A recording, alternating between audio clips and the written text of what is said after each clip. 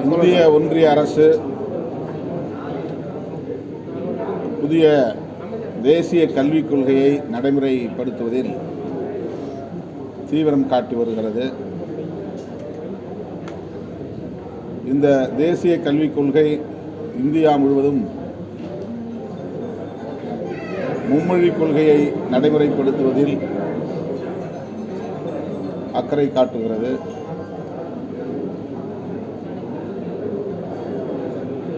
தமிழ்நாட்டில் ஏற்கனவே இருமொழிக் கொள்கை நடைமுறையில் இருப்பதை இந்திய ஒன்றிய அரசு நன்கு அறியும். தமிழ்நாட்டுக்கு மட்டுமல்ல, இந்தி அல்லாத பிறமொழி பேசும் மாநிலங்களில் இந்தியை ஒருபோதும் திணிக்க மாட்டோம் என்று ஏற்கனவே மேனாள் பிரதமர் ஜவஹர்லால் நேரு அவர்கள் வாக்குறுதி அளித்திருக்கிறார்.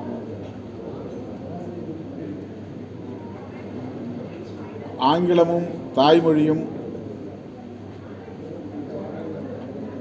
இருமொழிக் கொள்கை என்கிற அடிப்படையில் எல்லா மாநிலங்களிலும்,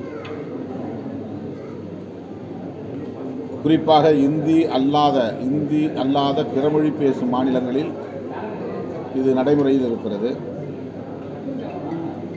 ஆனால் தற்போதைய பாஜக ஒன்றிய அரசு தேசிய கல்விக் கொள்கையின் அடிப்படையில் மூன்றாவதாக இந்தியை கற்க வேண்டும் என்பதை கட்டாயப்படுத்துகிறது. இது அவர்களின் இந்துத்துவ அஜெண்டா என்று சொல்லப்படக்கூடிய செயல் திட்டத்தின் ஒரு பகுதியாகும். RSS இயக்கத்தின் செயல் திட்டத்தில் ஒன்றாக இது உள்ளது. ஒரே நாடு ஒரே கலாச்சாரம் என்பதைப் போல ஒரே நாடு ஒரே மொழி என்கிற இலக்கை அடைவதுதான் அவர்களின் நோக்கம். இந்தியாவில் எத்தனை மதங்கள் இருந்தாலும் ஒரே மதம்தான் இருக்க வேண்டும் என்று அவர்கள் விரும்புகிறார்கள். எத்தனை கலாச்சாரங்கள் பின்பற்றப்பட்டாலும் ஒரே கலாச்சாரமாக அது மாற வேண்டும் என்று எதிர்பார்க்கிறார்கள். எத்தனை மொழிகளை பேசுகிற தேசிய இனங்கள் இங்கே வாழ்ந்தாலும் எதிர்காலத்தில் அவர்கள் அனைவருமே இந்தியை கற்றவர்களாக பேசக்கூடியவர்களாக மாற வேண்டும் என்பதுதான் அவர்களின் செயல் திட்டங்களுள் ஒன்று. ஆகவே RSSஇன் செயல் திட்டத்தை நடைமுறைப்படுத்தும் நோக்கில் வரையறுக்கப்பட்டுள்ள தேசிய கல்விக் கொள்கையை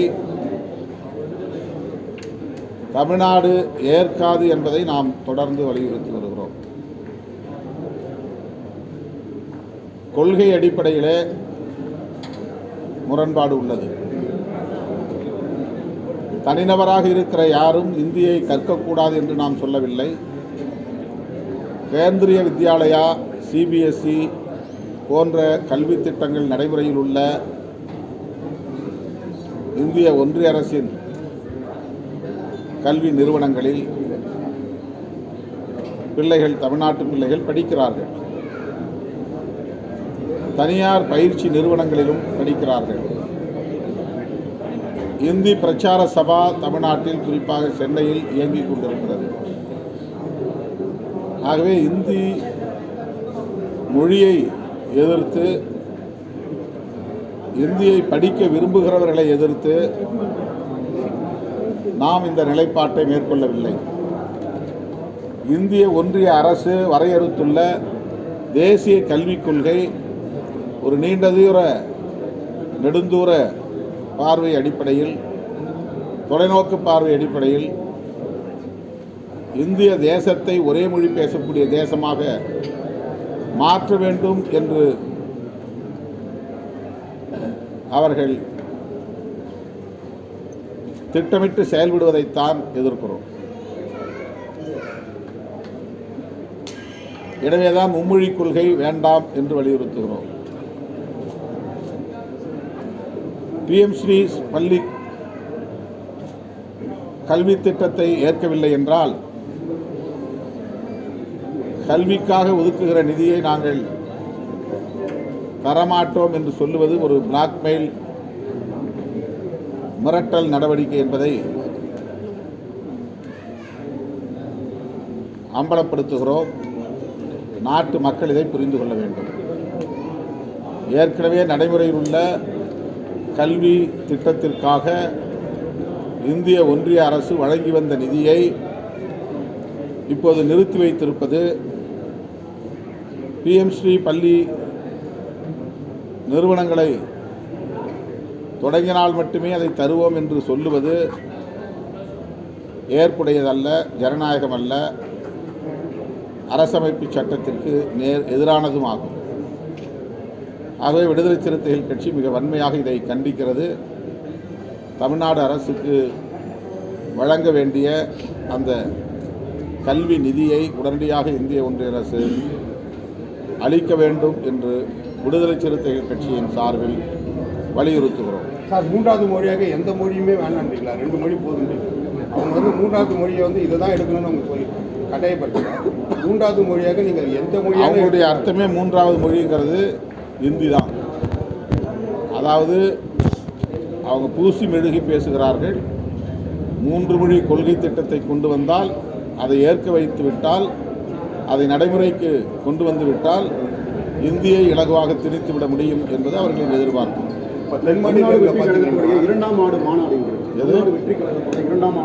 நான் சில விஷயம் சொல்லி முடிச்சாங்க. வருகிற மார்ச் 5ஆம் தேதி தமிழ்நாடு முதலமைச்சர் அவர்கள் பதிவு செய்யப்பட்ட அரசியல் கட்சிகளை ஒருங்கிணைத்து நாடாளுமன்ற தொகுதிகள் மறுசீரமைப்பு மறுவரையறை செய்வது தொடர்பாக கலந்தாய்வு செய்ய இருக்கிறார். தமிழ்நாட்டுக்கு மட்டுமல்ல,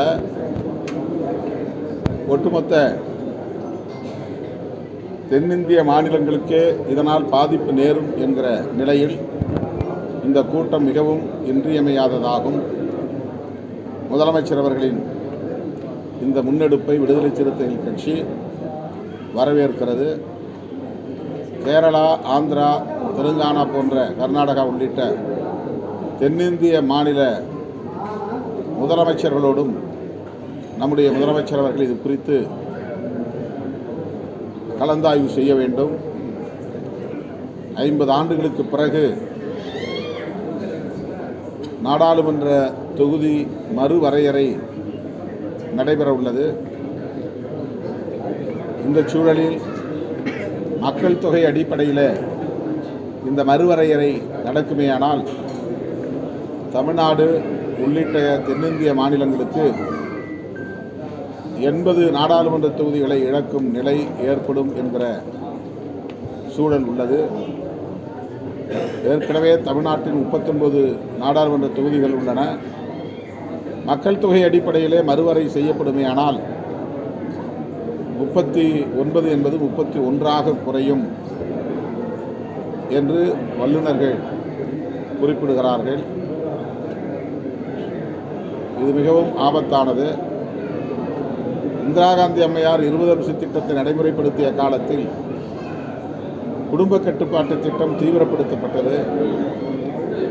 அந்த குடும்ப கட்டுப்பாட்டு திட்டத்தை இந்தியாவிலேயே மிக சிறப்பான முறையில் நடைமுறைப்படுத்திய மாநிலம் தமிழ்நாடு. ஒப்பீட்டளவிட வட இந்திய மாநிலங்களை விட தமிழ்நாட்டில் மக்கள் தொகை வளர்ச்சியின் சதவிகிதம் மிகப்பெரிய அளவிலே சரிவடைந்துள்ளது. பல மடங்கு வட இந்திய மாநிலங்கள் அதிகரித்துள்ள நிலையில் தமிழ்நாடு உள்ளிட்ட தென்னிந்திய மாநிலங்கள் மக்கள் தொகை வளர்ச்சி சதவிகிதத்தில் பின்தங்கியுள்ளது. இதனால் நாடாளுமன்ற தொகுதிகளில் குறைந்தது 8 தொகுதிகளை இழக்கும் அபாயம் ஏற்பட்டுள்ளது. எனவே தமிழ்நாட்டில் ஒருமித்த கருத்தின் அடிப்படையில் நாடாளுமன்ற தொகுதி மறுவரையறை தொடர்பாக நம்முடைய நிலைப்பாட்டை இந்திய ஒன்றிய அரசுக்கு எடுத்துச் சொல்ல வேண்டிய ஒரு கட்டாயம் எழுந்துள்ளது. அந்த வகையில் விடுதலை சிறுத்தைகள் கட்சி கடந்த முறை வெல்லும் ஜனநாயக மாநாட்டில் இது குறித்து மிகுந்த கவலையோடு நாங்கள் தீர்மானத்தை நிறைவேற்றினோம். இந்த நாடாளுமன்ற தொகுதி மறுவரையறை மக்கள் தொகை அடிப்படையிலே இல்லாமல் மாநிலங்களுக்கான பிரதிநிதித்துவம் எல்லா மாநிலங்களுக்கும் உரிய அளவிலே வழங்கப்பட வேண்டும். மக்கள் தொகையை மட்டுமே கணக்கில் கொள்ளாமல் இது குறித்து கலந்தாய்வு செய்ய வேண்டும் என்ற அடிப்படையில் ஒரு தீர்மானத்தை நாங்கள் நிறைவேற்றியிருக்கிறோம். அதை மீண்டும் சுட்டிக்காட்ட வேண்டிய தேவை எழுந்துள்ளது. முதலமைச்சர் அவர்கள் எடுத்திருக்கிற இந்த முன்முயற்சி தென்னிந்திய மாநிலங்களுக்கு இடையிலே ஒரு விழிப்புணர்வை ஏற்படுத்தும், ஒருங்கிணைவை ஏற்படுத்தும் என்று நான் நம்புகிறேன். முதலமைச்சர் அவர்கள் இதற்காகவே தென்னிந்திய மாநில முதலமைச்சர்களை எல்லாம் நேரிலே சந்தித்து பேச வேண்டிய தேவை உள்ளது என்று நான் கருதுகிறேன், நம்புகிறேன். ஆகவே மார்ச் 5ஆம் தேதி நடைபெறுகிற அனைத்து கட்சி கூட்டம் வரலாற்று முக்கியத்துவம் வாய்ந்தது. முதல்வருக்கு எனது பாராட்டுகளை தெரிவித்துக் கொள்கிறேன். மலிவு விலையில், குறைந்த விலையில் மருந்துகள் ஏழை எளிய மக்களுக்கு கிடைக்கிற அளவுக்கு புதிய மருந்தகங்களை முதல்வர் அவர்கள் திறந்திருப்பது மிகுந்த ஆறுதலை தருகிறது. அதனையும் வரவேற்று பாராட்டுகிறோம். தமிழ்நாடு வெற்றி கழகத்தின் சார்பாக 2ஆம் ஆண்டு முதல் விழா அந்த விழாவில் மத்திய மாநில அரசுக்கு எதிராக கெட் அவுட் அப்படின்ற ஒரு ஹேஷ்டாக் கையெழுத்து இயக்கத்தை வந்து விஜய் தொடங்கியிருக்காரு. விஜயோட இந்த அரசியல் பிரவேசம் திராவிட கட்சிகளுக்கு பின்னடைவா அல்லது ஜாதி கட்சிகளுக்கு பின்னடைவா அல்லது மத ரீதியான கட்சிகளுக்கு பின்னடைவா? இப்போதான் தொடங்கியிருக்கிறாரு, அதுக்குள்ளே நீங்கள் பின்னடைவை பற்றி கேள்வி எழுப்புறீங்க. அவர் முதல்ல ஒரு தேர்தலை சந்திக்கட்டும், மக்கள் எந்த அளவுக்கு அவரை ஏற்றுக்கொள்கிறார்கள், அங்கீகரிக்கிறார்கள் என்பதை பார்ப்போம். அந்த முடிவுகளை வைத்து தான் யாருக்கு பின்னடைவு என்று சொல்ல முடியும். ஒவ்வொரு காலகட்டத்திலும் இதுபோல புதிய புதிய வரவுகள் தேர்தல் களத்தில் நிகழ்ந்து கொண்டே இருக்கின்றன.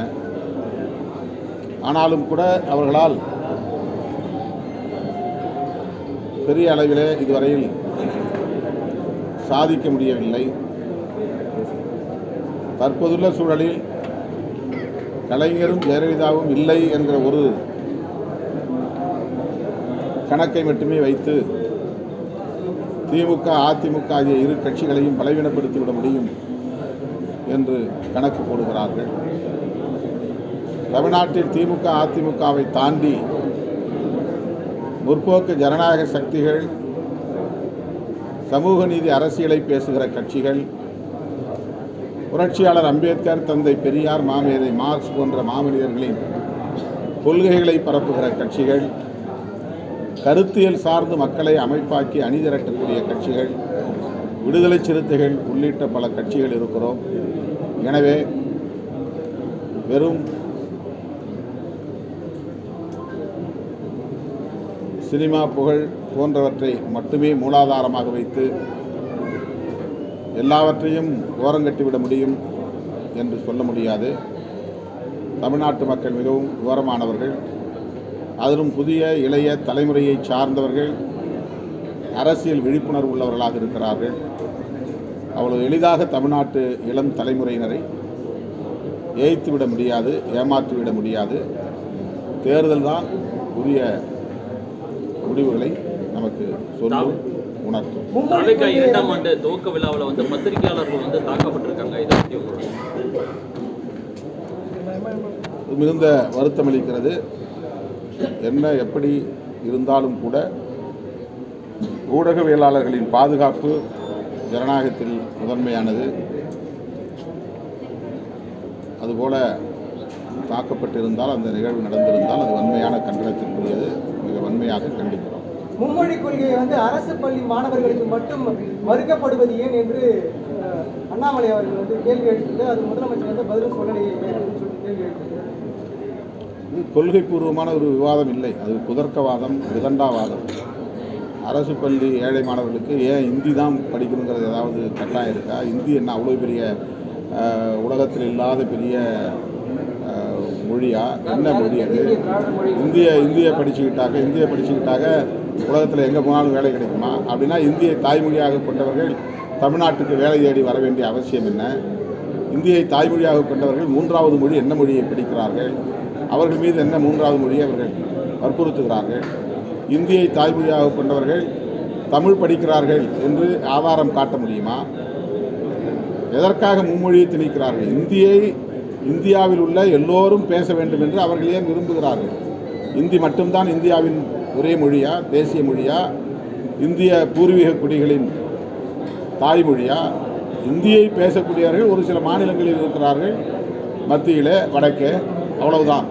இந்தியும் ஒரு பிராந்திய மொழிதான். அவர்கள் பார்வைப்படி தமிழ் பிராந்திய மொழி என்றால் இந்தியும் ஒரு பிராந்திய மொழிதான், ஒரு வட்டார மொழிதான். அந்த வட்டார மொழியை இந்தியா முழுவதும் பரப்ப வேண்டும், நிலைப்படுத்த வேண்டும் என்று ஏன் அவர்கள் ஆதிக்கம் செலுத்துகிறார்கள்?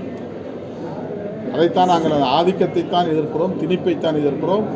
யாரும் இந்தியை படிக்கலாம், தனிநபராக இந்தியை விரும்பி படிப்பதிலே யாருக்கும் எந்த மாற்று கருத்தும் இல்லை. இந்தி பிரச்சார சபாவே அதுக்கான வேலைகளை செய்து கொண்டிருக்கிறது, யாரும் தடுக்கவில்லை. AVK தலைவர் விஜய் வீட்டின் மீது மர்ம நபர் செருப்பு வீசியிருக்காரு. என்னது? செருப்பு வீசியிருக்காரு. ஏன்னு அவர்கிட்ட தான் நீங்கள் கேட்கணும்.